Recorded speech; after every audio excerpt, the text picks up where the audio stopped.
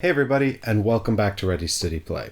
And today I'm doing a review of Pilgrim, published by Spielworks and delivered in 2022. In this video, I am going to be reviewing the game, and I'm going to start off with some fundamental information about it, what it is, player count, things like that.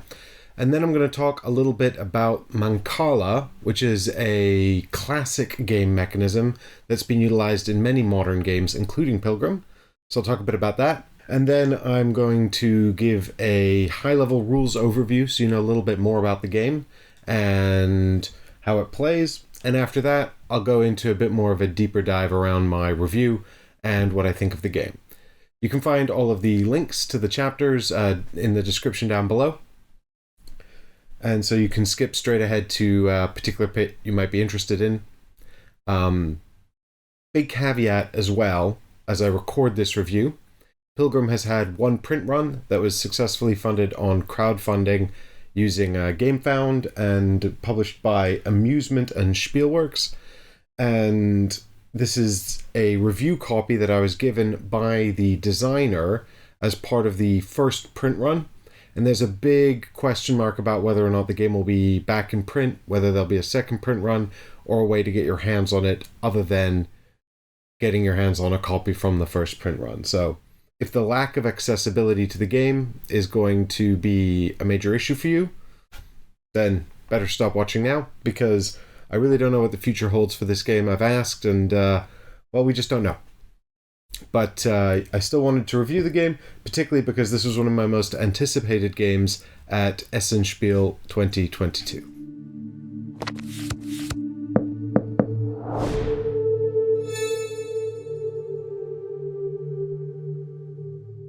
So as I mentioned, the game is called Pilgrim.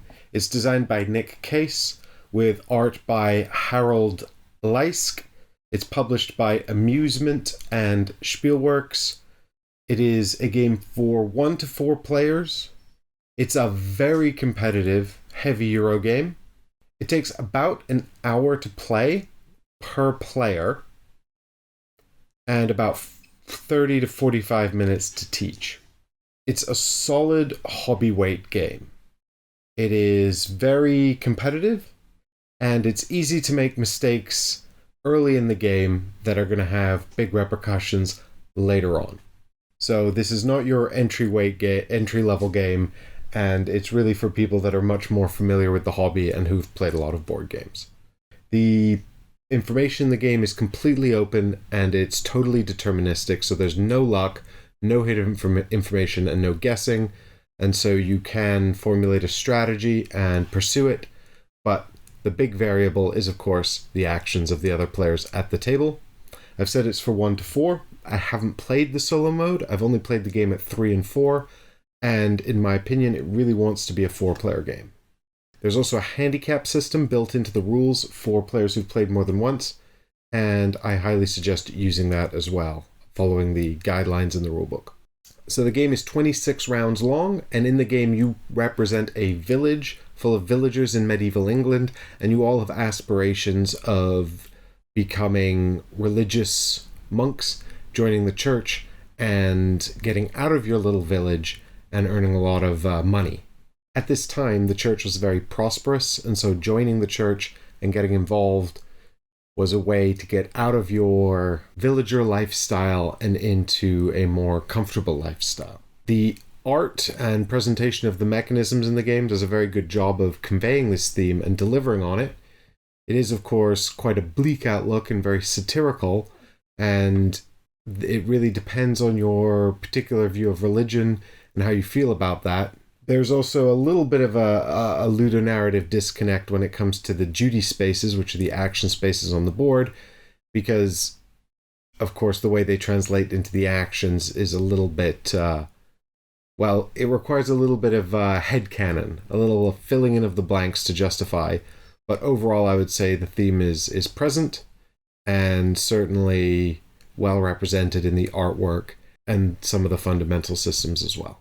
So the core mechanism of the game is a mashup of Mancala and Area Majority. You will be training your monks to leave the village and join the abbey, and from the abbey they can make their way into the city, where they will be able to become pieces in the Mancala and move around it in order to secure the duty tiles, which are action spaces.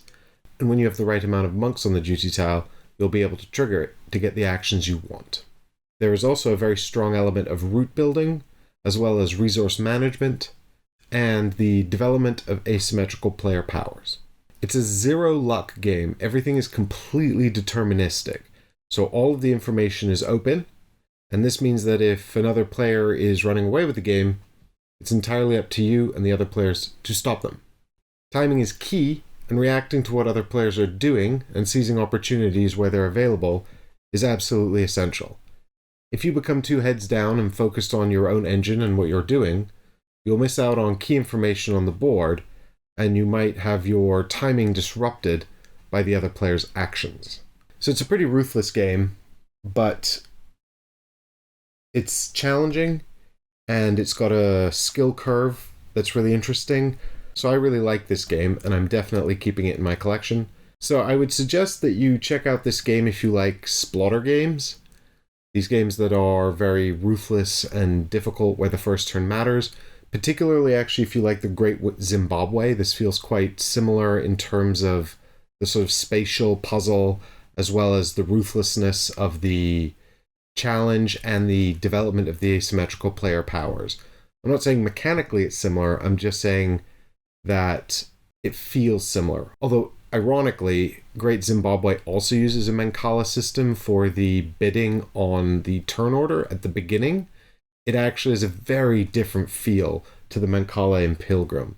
I'd also suggest if you like the system of 5 tribes with the picking up of the tribes and dropping them on the different tiles, this has definitely got some similarities, although this is a astronomical increase in sort of board game weight in terms of sort of complexity and interworking systems, and also the demand of the game on the player to have a sort of a strategy.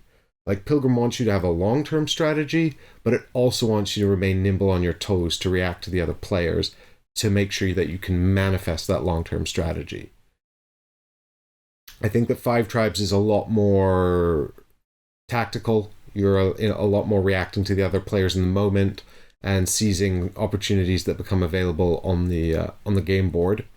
And making sure you bid for that first turn in 5 tribes is very key. And actually what's interesting about all 3 of these games that I've just mentioned, 5 tribes, Great Zimbabwe, and Pilgrim, is that they all use Mancala systems in different ways. And in all 3 games, turn order is absolutely critical. So if you do like 5 tribes, this is worth looking into, but just bear in mind it is an astronomical weight increase from 5 tribes. So without further ado, I'm going to move into a sort of general chat around Mancala and what is Mancala. So what's interesting about traditional Mancala is it's a head-to-head game, and I've actually made my own Mancala board here because I don't have one, but it's super simple and very easy to do. So it's a head-to-head game, and you can see we've got player 1 and player 2, and each player has one side of the Mancala board with 6 pits on it, and these are player 1's pits, and these are player 2's pits. And actually what is specifically the Mancala are these 2 scoring zones. So this is player 1's scoring zone here, and this is player 2's scoring zone here, and these are called their Mancala. And actually the player on this side starts, so I've messed up the numbers, but it's fine. So you start with 4 stones in each pit, and the idea is that you pick them up, and this is the kind of mechanism you will have seen in modern board gaming, is you pick them up, and then you drop them into the subsequent pits. And if you put your final stone into your Mancala, then you get another turn, and you go again. Nope. And so then your turn is over. And if you can drop a stone into an empty pit on your side, so let's just pretend it's player 2's turn again. Now player 2 can pick up these and go 1, and then they'll skip over player 1's Mancala because you don't put stones in your opponent's Mancala, and then they'll keep going. And if you drop it into an empty pit on your side, you capture all of the stones in the pit on the opposite side of the board into your Mancala. And that's pretty much it. This continues until one player's side is completely empty of stones. Then the player who has any stones left on their side claims all of those stones into their Mancala, and then that's it. That's the end. And whoever has the most stones is the winner. And what's interesting sort of about this is we see this act of having a series of areas with stones in them, or markers or tokens or whatever, picked up and deposited along. And that sort of act has become what's called the Mancala system, even though the traditional game of Mancala was really all about capturing pieces in your Mancala, and very much a head-to-head competitive game, which has been lost largely. And so we can see this kind of system used in a lot of modern games. Interestingly, and very often actually, Mancala system has become a sort of a stand-in for action selection, which we see in Pilgrim, and we also see in Crusaders. Thy Will Be Done, which uses it as the core action system on the main player board. Now, what is notably different about this kind of system compared to the traditional Mancala, of course, is that this is a player's board, and they are running the Mancala by themselves. So there's not a communal board like there is in the traditional game. And so here, what you can see are the different actions that exist in Crusaders that you're going to be doing. So the idea with Crusaders is that you pick a space and then you resolve the action of that space at a strength equal to the number of tokens present. So in this case, you'd resolve a strength 2 crusade action, and then you would distribute the tokens in a Mancala style around the action spaces in a clockwise fashion. Which is ironic because a traditional Mancala is always anti-clockwise. Stefan Feld's Trajan also uses a Mancala system, and it predates Crusaders Thy Will Be Done, but just like that game, each player has their own Mancala. So very similar to Crusaders Thy Will Be Done, in Trajan we have a series of actions that are tied into the pits that make up the Mancala. And I keep saying make up the Mancala, but as I iterated earlier in this, the Mancala is very specifically your scoring zone, which doesn't exist in these boards. These boards are just the pits, and everyone's got their own set of pits. A bit like in Mancala, but again, you'll put stones into your opponent's pits in traditional Mancala, which you don't do in Crusaders or Trajan.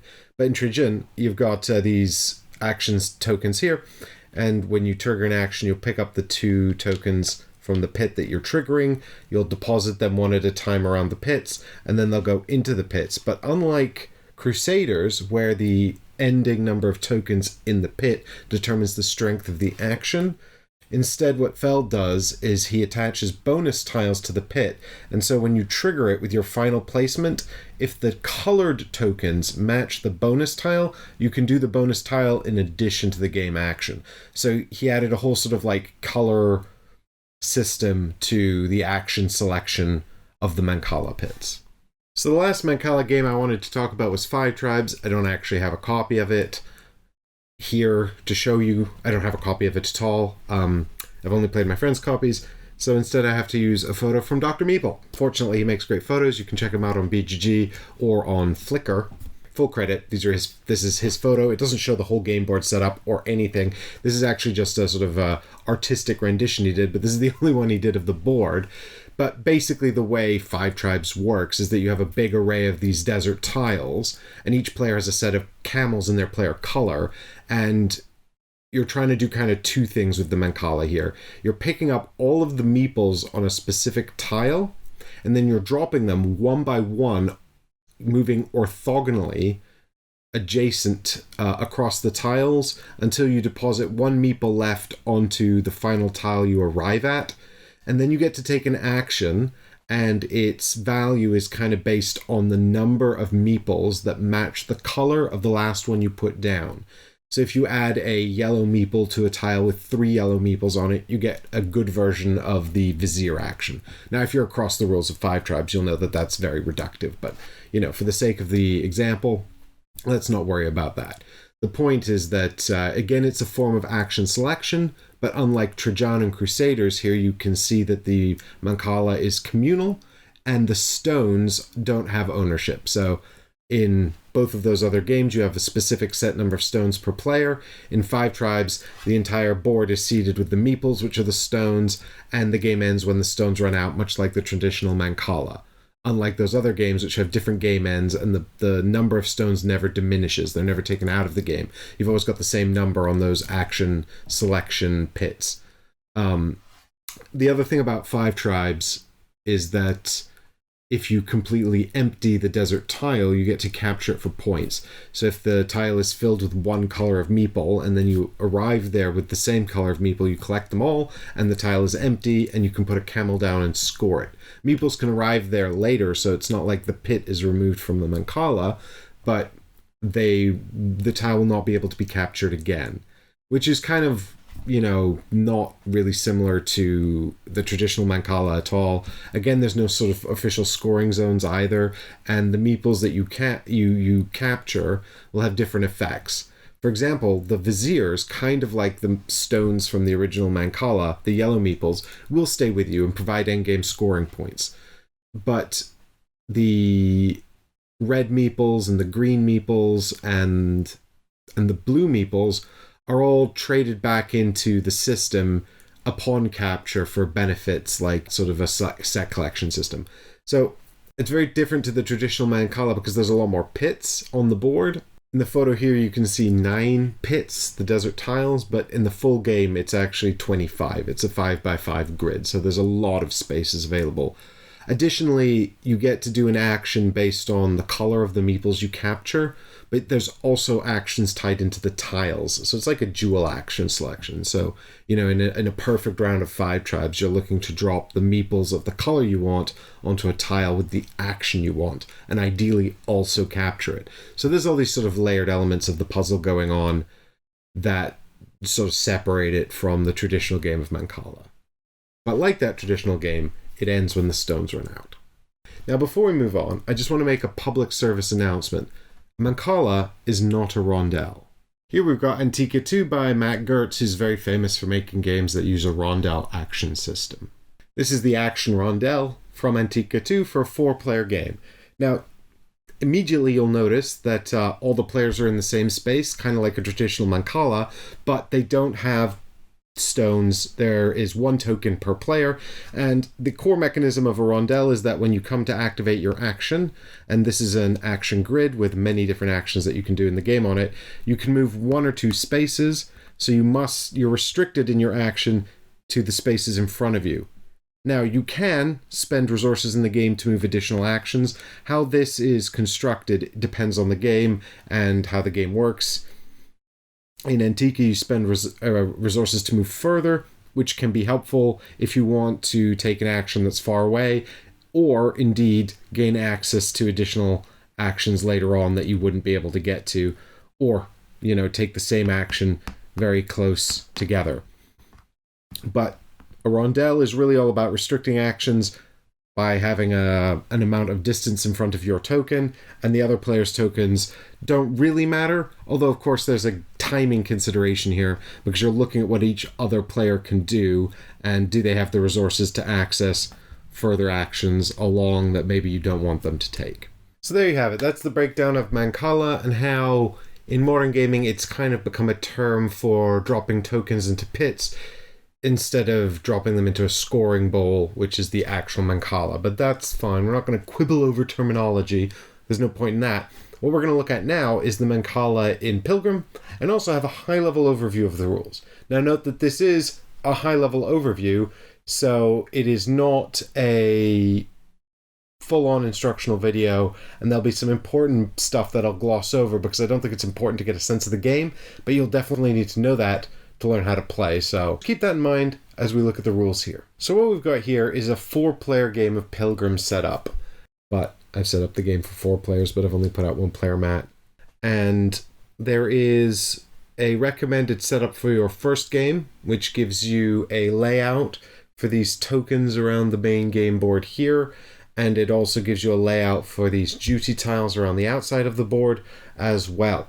Now, what I've set up here is a random seed, which you can set up for all your future games of Pilgrim once you're comfortable with how the game works. And this will seed in some challenges that players who are more familiar with the game will be able to negotiate. Of course, as I mentioned earlier, the game is entirely open information, So being able to visualize this opening setup and determine what the challenges of this particular game are and develop strategies around that is a big part of Pilgrim.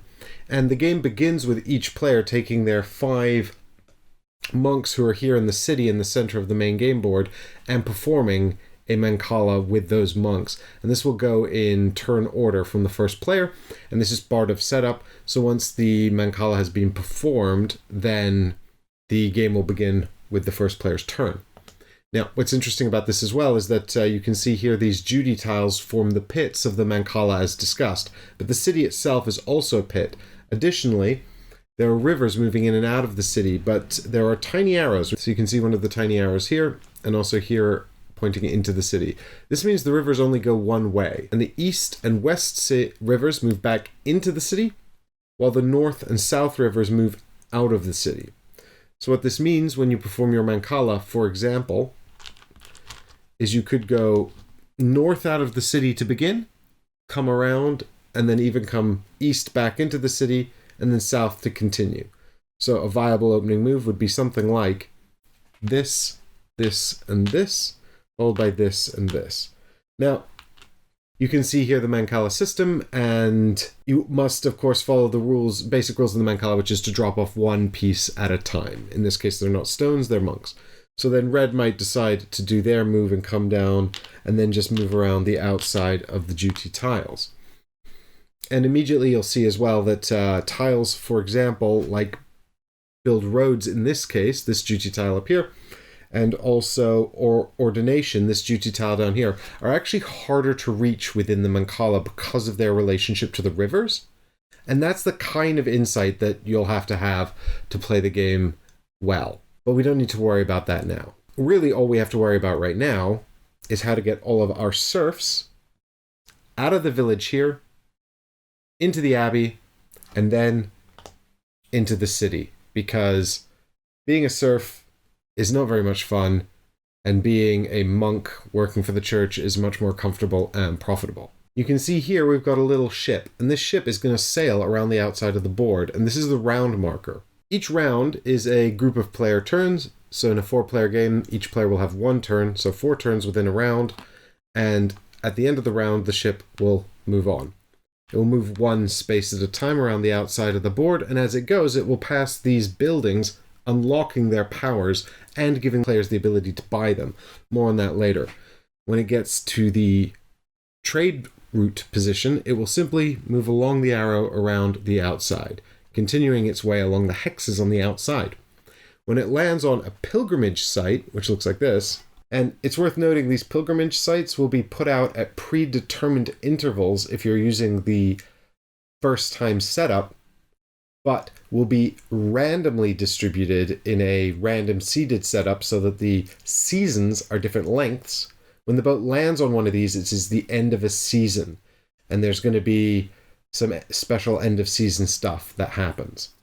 Then the boat will continue on its journey around the outside of the map, landing on another pilgrimage site eventually and ending the season, and so on, until it gets back to its original starting position, and the minute it gets there, the game will be over. Now you'll notice on the board that I've set up here that the pilgrimage sites are very different distances apart. This is because of the random seed for this particular board. In the suggested setup, all of the pilgrimage sites are equidistant, so all the seasons will be the same length. Sorry about the error with the red monk as well, I fixed that. So now that the players have seeded all of their monks onto the duty tiles, and at the start of the game there should only be 1 monk of each color on any given duty tile, the game is ready to begin. And a player's turn is really very simple, it's just 2 parts. The first part is they pick up all of their monks on 1 tile and then move them in the Mancala fashion around the routes that I've just indicated. So for example, if blue is the first player, if they have the Pope hat, they're the first player, then they can move this monk here, for example, into the clerical space or down into the give alms duty tile. Now, if they had more than 1 monk in the city, they would of course continue to do it in the Mancala fashion. But they don't, because we start with just 5 monks on the board. So the very first thing they do is complete their move, And then the next thing you would do on a turn is trigger one of the duty tiles. So you pick one duty tile and resolve the action on it. It doesn't need to be the one where you ended your Mancala movement. So, for example, blue moved in to give alms, but then they could trigger the clerical action, which is this duty tile up here. And after resolving the action, their monk would return to the city. Now, when you're resolving the action, what you want to consider are the three different states of the tile. So what we can see here on the clerical tile is that currently all of the players have an equal number of monks. This is called parity. So if the active player takes the clerical action, they would get to do it at strength 1. Now, if red has 2 monks, that means if yellow, blue, or white wants to trigger the clerical action, they have a minority. And they would get to take the action at strength 1, but they would have to pay a coin to the supply. There are 3 resources available in the game: coins, stone, and food. And players will keep their supplies here on their player board. You can have any amount of money. There's no way to have too much money. However, you can only hold 6 stone and 6 wheat in the storehouses, 6 food, and you have to discard down at the end of the round. So coming back to our duty tile here, if any player other than red wants to take this action, they're in a minority, and so they have to pay a coin to the supply. Now, if you are the red player, you have majority, and you can enjoy taking this action with a majority, which means you get to do the action at strength 2. So you're only ever doing this action at strength 1 or 2, but if you have a minority, you must pay. If you have parity, it's 1, and if you have majority, it's 2. And that's how the mashup of the Mancala and the area majority works in this game. And this leads to some very interesting timing considerations. Now, if you don't want to do any of the actions on the board, or perhaps you don't want to return any of your monks to the city, you can also take a tithe. Each duty tile has a resource token on the bottom of it, and these have been randomized during setup. Clerical happens to have stone. Then when you pull the tithe action here, you will gain 1 stone, and you will not return your monks to the city, which you otherwise would. So now you've got a picture of the core dilemma here. A turn is move some monks and then trigger an action. So all of the actions will be around getting you points. And there are many ways to get points in this game. Now, most of the games I've seen have ended with a score of between around 30 to 50. I would say over 45 is a very, very good score, and even mid-30s can be a winning score, and it really depends on the randomized setup of the board here. Because some boards are very sparse and difficult to get resources in, and other boards are very abundant, and so scoring is much easier. But to give you an idea of how important the different scoring elements are, let's say that over 40 is a very good score, and somewhere in the 30s could be a winning score. So, over here on our player board, we've got all of our monks in the village here. They're called acolytes. They become acolytes. Now, for each acolyte you get out of the village, whether they are here in the abbey, in the city, or in the duty tiles, that's 1 point at the end of the game. Note that it's also possible to send them to oversee the villagers working here in the fields by sending them out to these, from the abbey, to these specialist action spaces here, but then they don't count towards points at the end of the game. So you don't want to leave them in the village overseeing the serfs. You want to try to get them back into the abbey, where there'll be points at the end of the game. Now, there's a piety track here along the top of the board, and this piety track here has, we all start on 0, which is -5 points, and it goes all the way up to 12 piety, which is 9 points at the end of the game. Piety is also a currency. You'll need it to buy shrines and reach pilgrimage sites. More on that, like right now. Over here, we've got the alms track, and this is scored every season. This is primarily why the different lengths of season is important, because as you give alms to the church, you'll move up this track, and this gives you 2 benefits. You'll get bonuses here for hitting the numbers, and these bonuses are all about moving your serfs out of the village and into the abbey. But if you hit 6, then you immediately get to move into the cathedral position, and this locks you in as the winner of the race.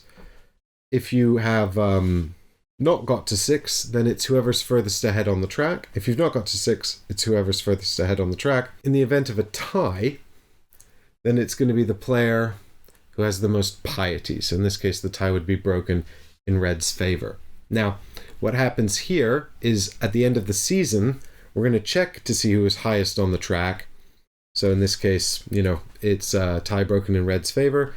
Red can take a acolyte from the abbey and lock them into this top position here. And only from the abbey, and if red didn't have a monk in the abbey, an acolyte in the abbey, then they couldn't claim this spot. So there's a little bit of planning for you. Provided red can claim this spot, at the end of the game, you'll get points based on how many spots you've managed to claim. The first monk is 5 points, the second monk puts you up to 11, and then it's 18 and 26 if you claim all 4 spots. But bear in mind, this race will be happening every season.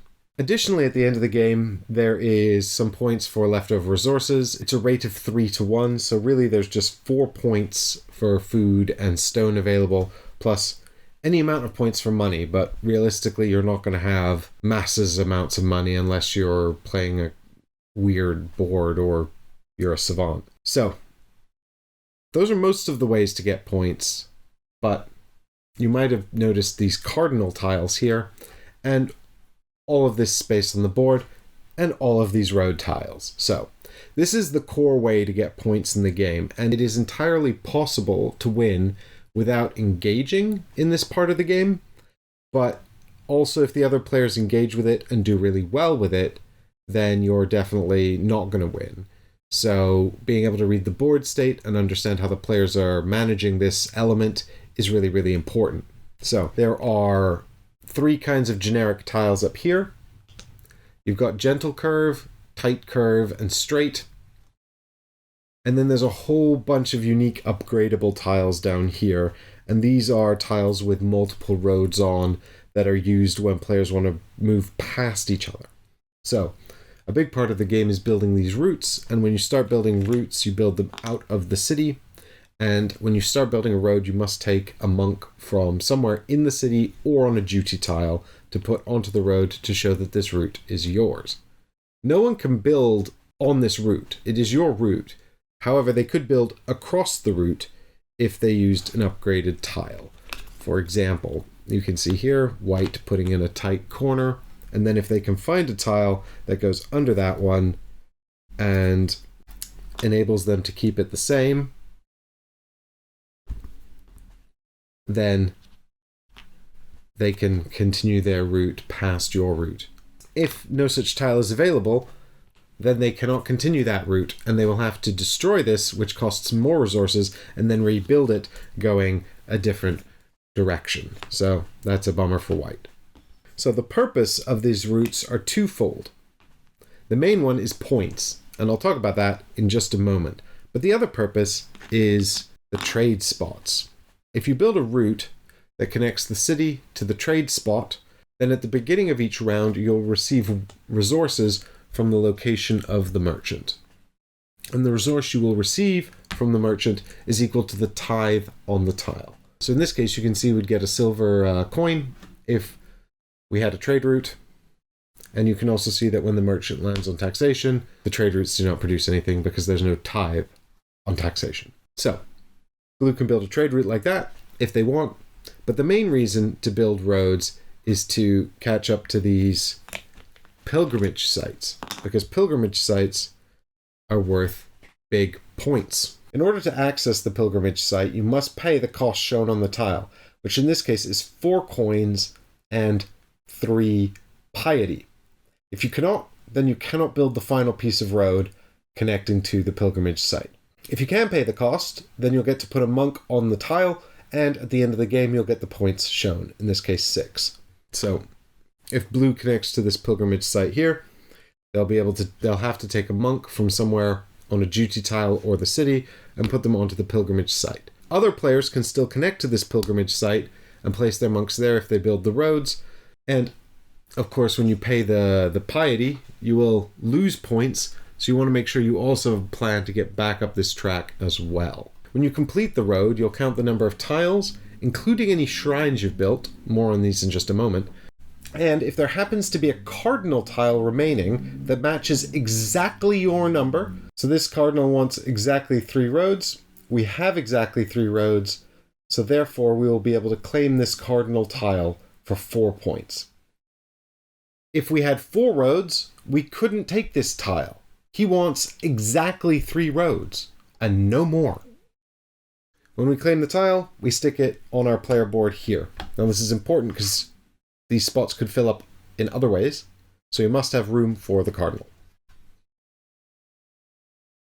But we've completed the road, we've made it to the pilgrimage site, we can claim the cardinal tile. That's 10 points of endgame scoring secured, but we've paid 4 coins and 3 piety, which could be other points, so we want to make sure we have a plan to get some more money and some more piety in a moment. Now, if we want to make this route more profitable, we should build some shrines along the way.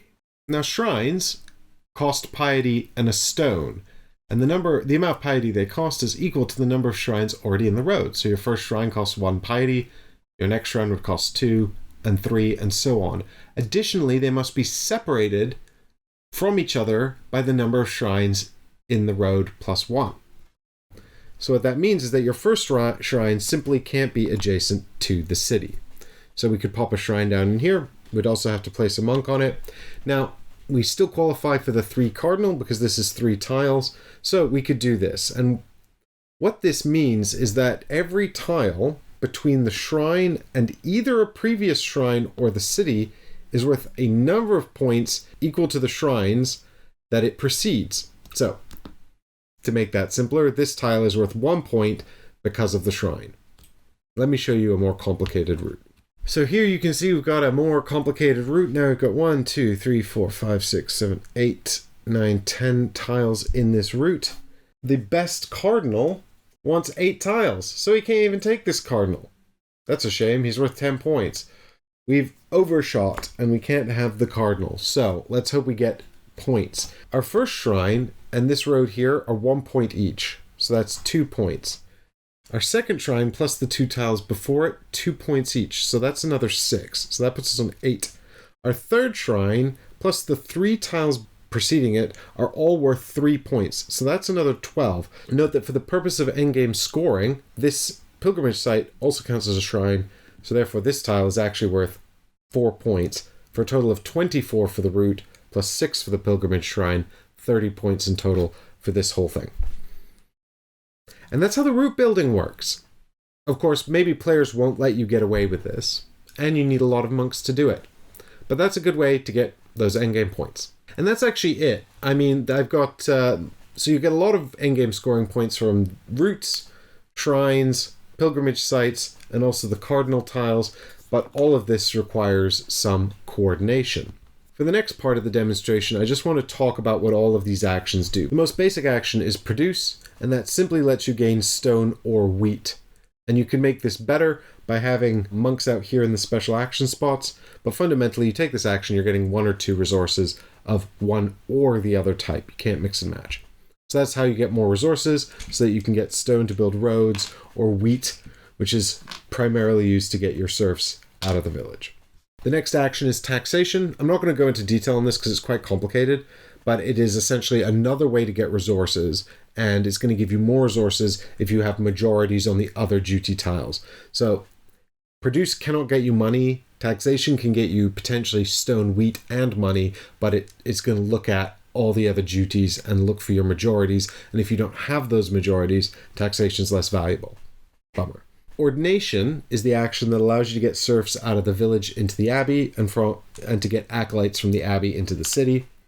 And you have to pay a food for each movement. So if you get a strength 2 version of ordination, because you have a majority, you can make 2 moves. So you could pay 1 food to move a serf from the village to the abbey, and another food to move your new acolyte from the abbey to the city. Or if you have no serfs left in the village, for example, you can move 2 acolytes from the abbey to the city. Again, for the cost of 2 food. If you only have 1 strength down here, because you have parity or minority, then you have to just make 1 move. Allocation is actually how you get your acolytes from the abbey into the specialist roles. So all of these roles pretty much just make these actions better. The fields and the stonemason are both pretty apparent. Whenever you take produce to gain food or stone, you get 1 more if you have an acolyte in this position. Allocation is simply move them from the abbey into those positions. And it's worth noting, if you have no acolytes in the abbey, you cannot do this. But you can use allocation to move them around between the special actions. There's no reason to have more than one acolyte per special action. You can go to clerical, which is the action we looked at before, and the clerical action simply lets you gain piety by being a good person. You'll move up one step on the piety track for the strength of the action, or instead you can take money. And again, you've got the vestry down here that improves your piety when you take that action, and the engraver that improves your money income when you take that action. Give alms lets you give up money or food in order to move up this track. So, strength 1 or 2 action, give up the matching amount of money or food, move up 1 or 2 steps on the alms track here.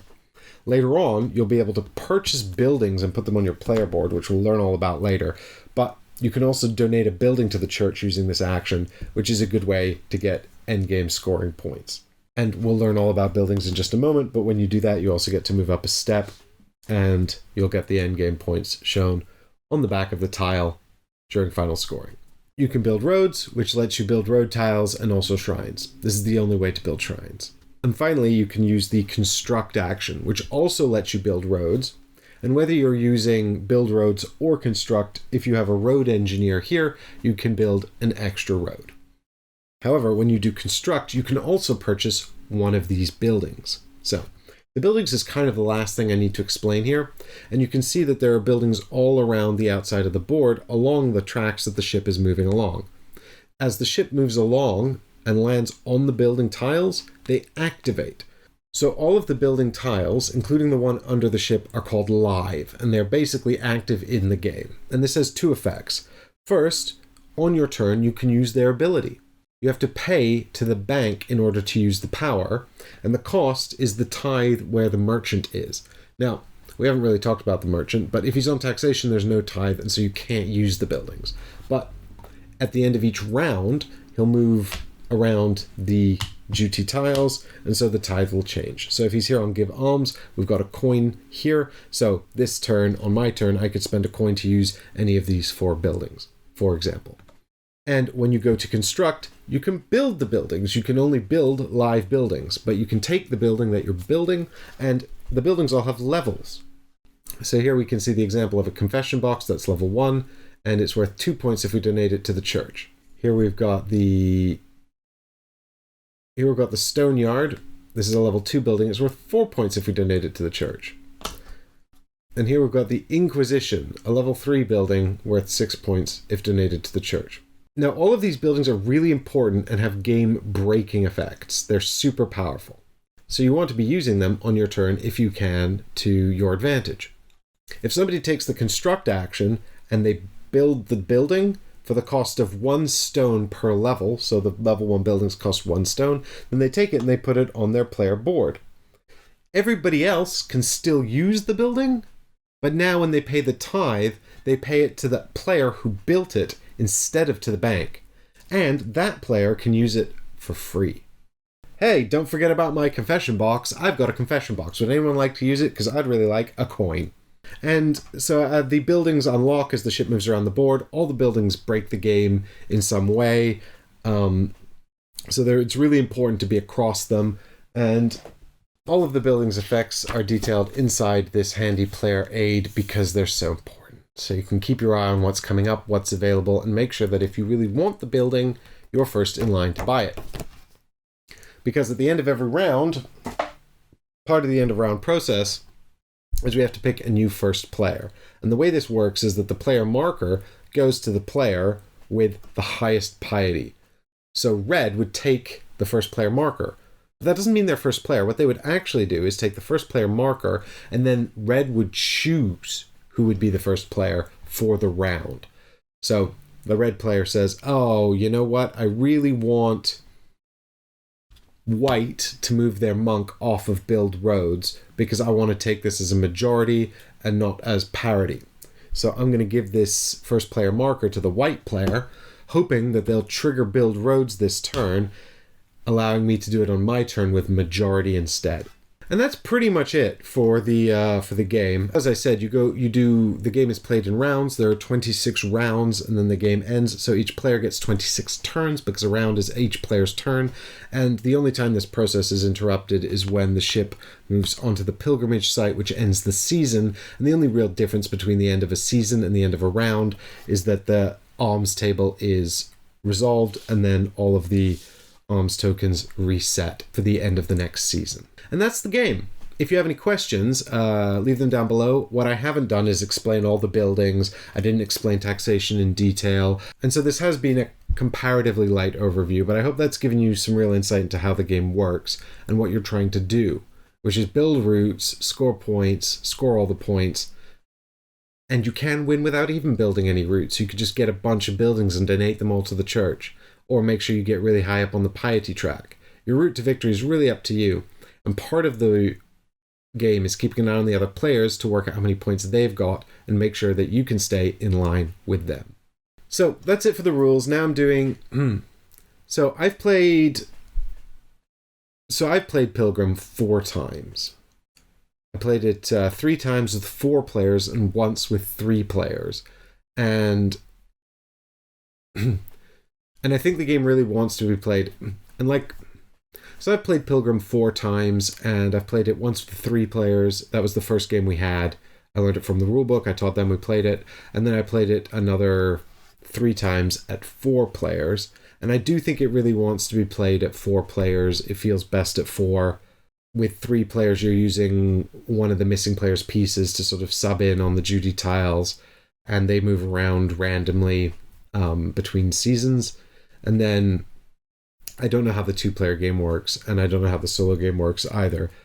But I think, the elements that make this game good shine best at 4, or I think they would shine best at 4. So one of the things I thought was really interesting is that on BGG they describe this as similar to 18xx, and it's not really a comparison I want to get into too much detail on, because I don't have a lot of familiarity with 18xx games. I've only played the Iron Rails series, which isn't really 18xx, it's like 18xx Lite. But I've played those games, and I've also played Shikoku 1889. And for me, what really defines the route building in 18xx is that no one player owns the route, and the route can change in value over the course of the game, and it's intrinsically tied into the stock market, so you're getting points based on the potential value of the route, and you want to cash out at the right times, and other people can buy shares in the route to take over the route, and they can sabotage it if you're overinvested in it. And that sort of dynamic ownership of the routes and how they're built sort of feels like the core element of that mechanism. So really the only similarity between the routes in this and the routes in 18xx that I'm aware of is the fact that we build them over the course of the game, which seems like not the greatest comparison.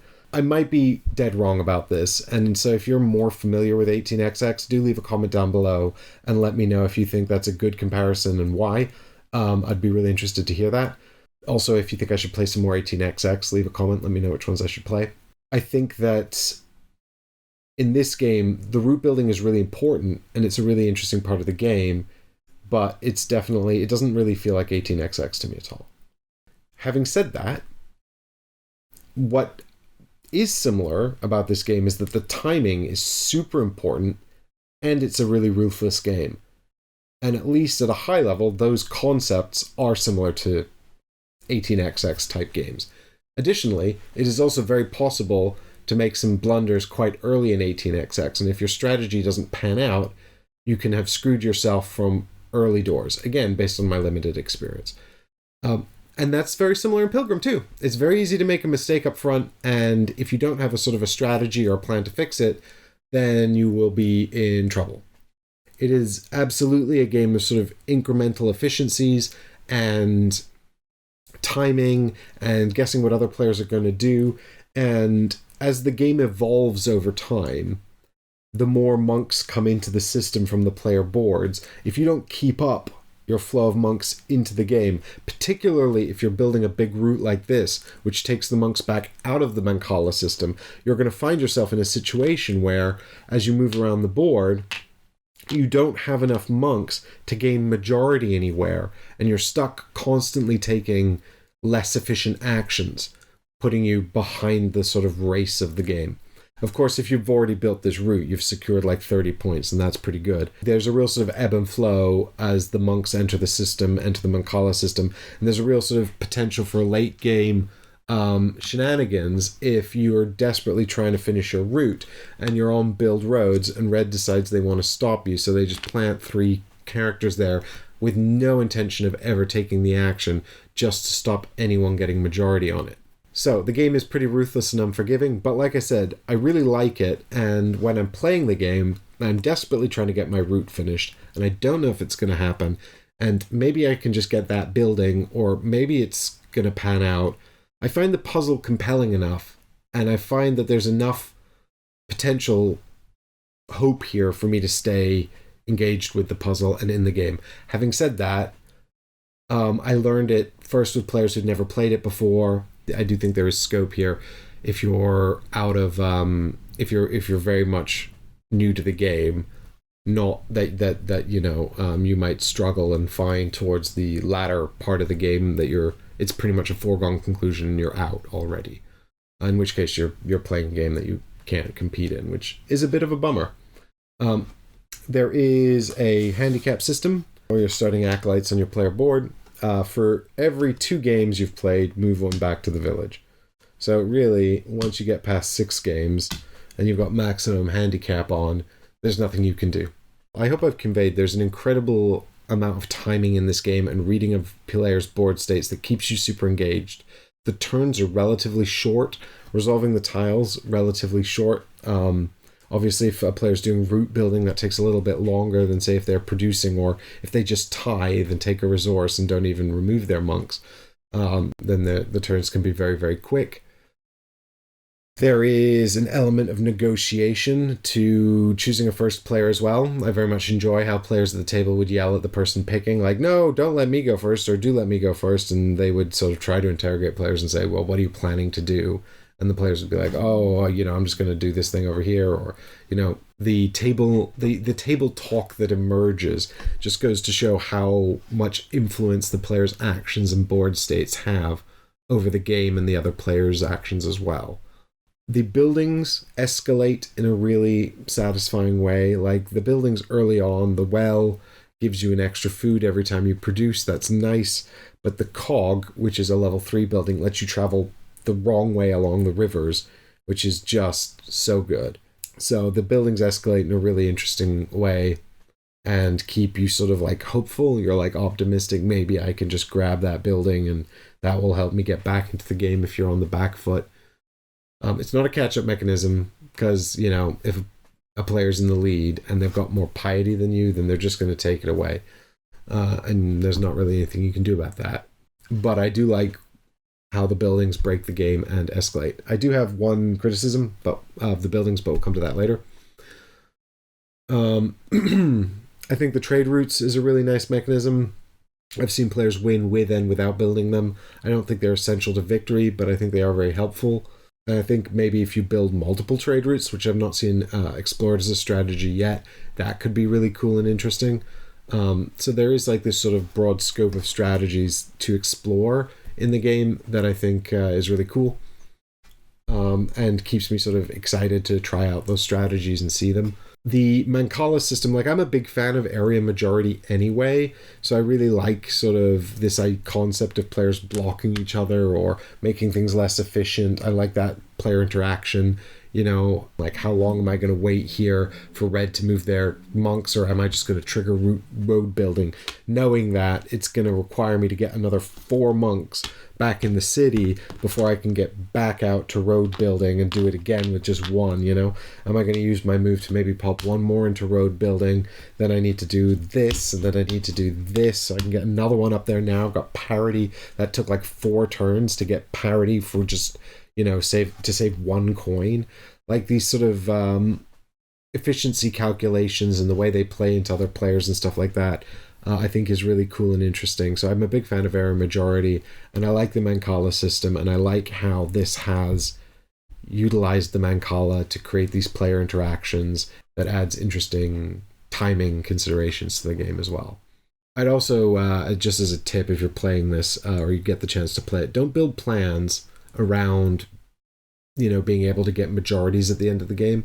Once all the monks are out, especially if there's a player who's not massively invested in route building, they can really easily block you and stop you getting majorities.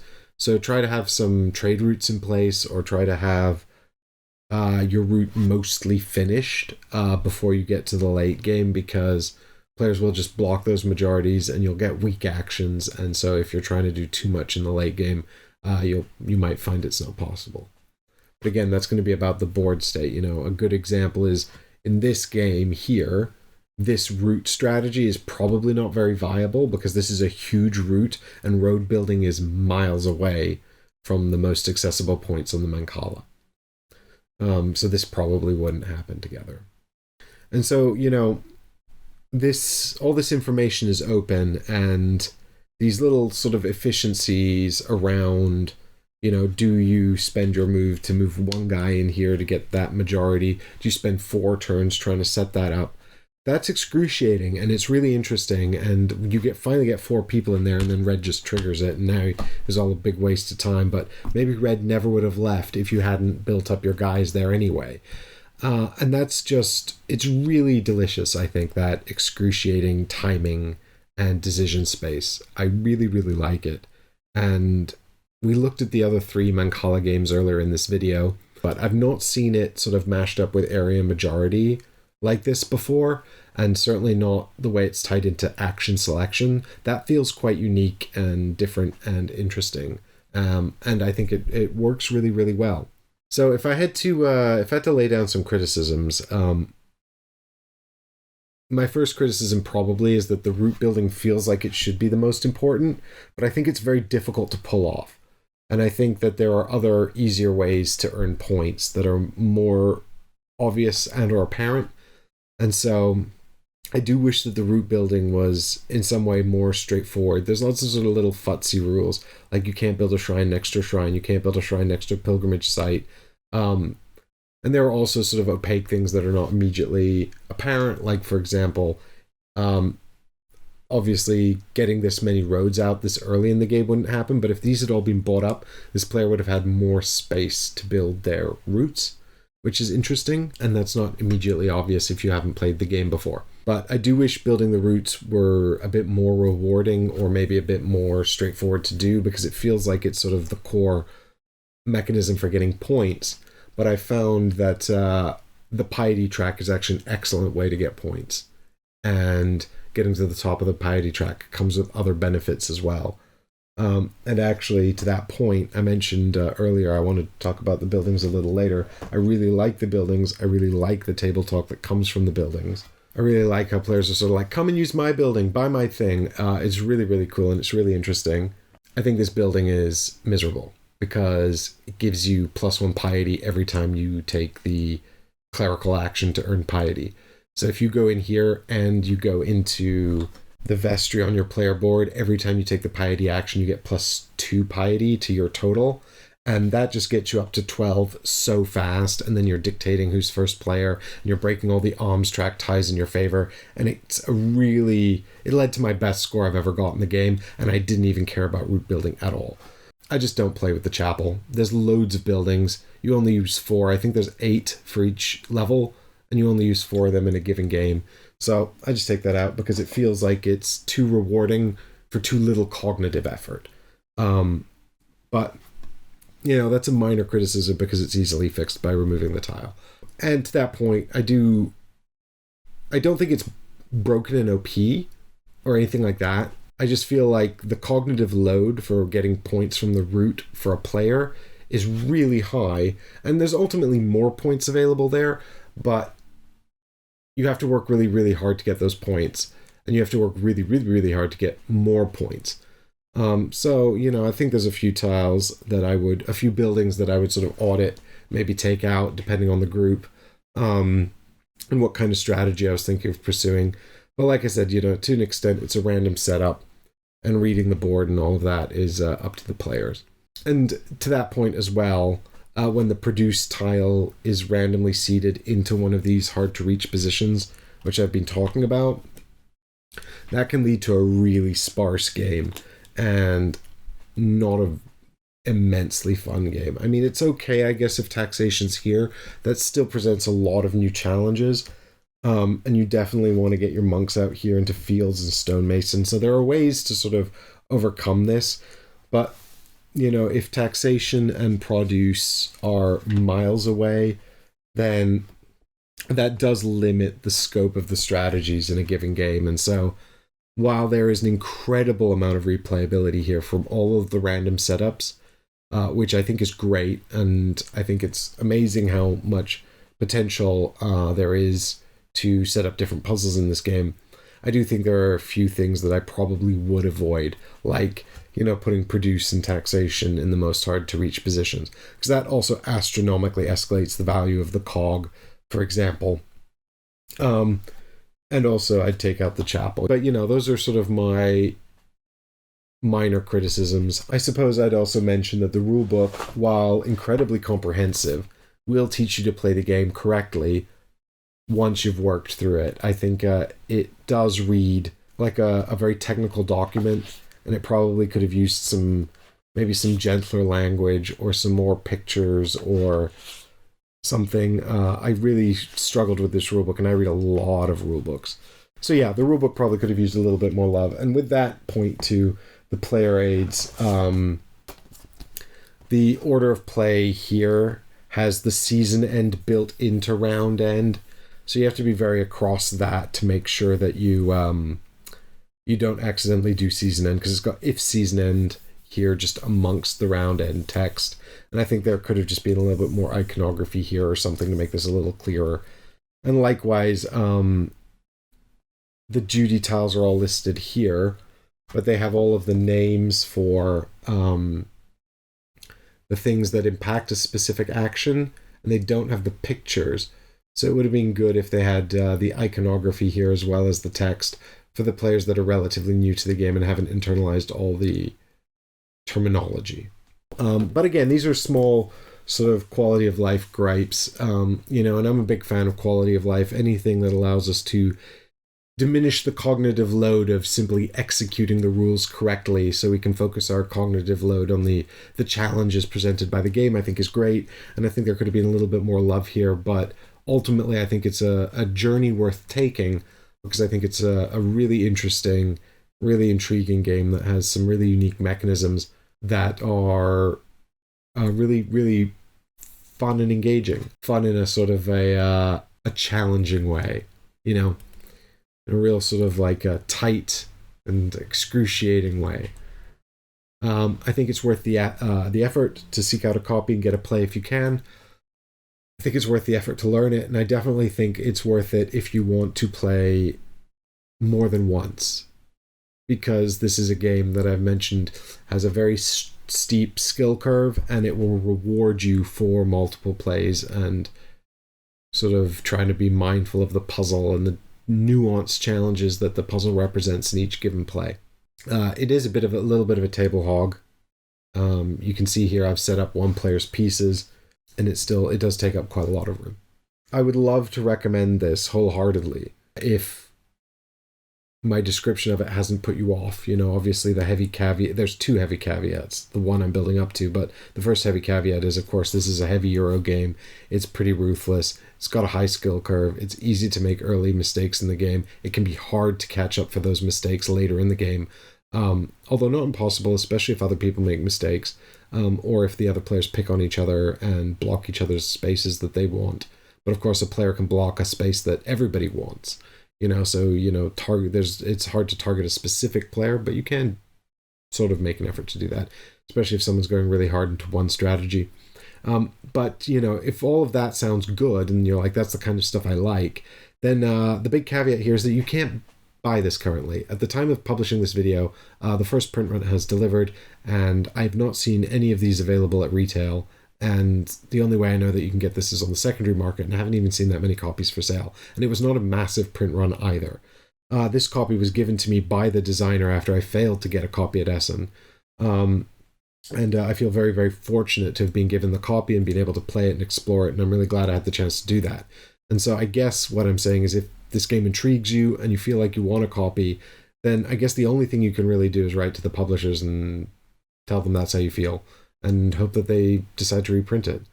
Or else, hope that you have a friend who'll play it with you and teach it to you. But, I felt like I needed to do a review, because if we don't talk about these games, then they won't get ever reprinted, because nobody will know.